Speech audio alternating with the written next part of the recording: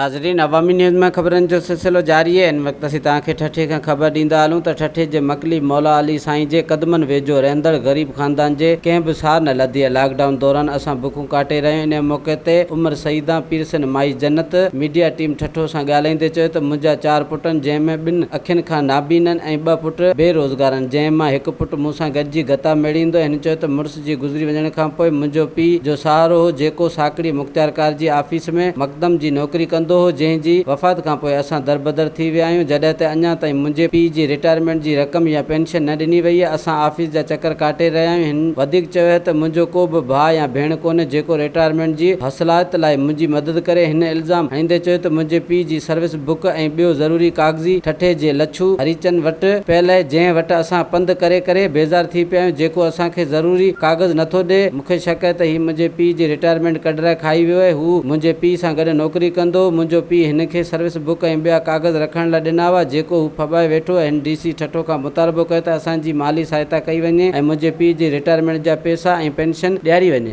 वधीक ख़बरनि ऐं तफ़सील जे लाइ विज़िट कयो असांजी वेबसाइट awamiNewsHD.com ऐं ॾिसंदा रहो अवामी न्यूज़ HD।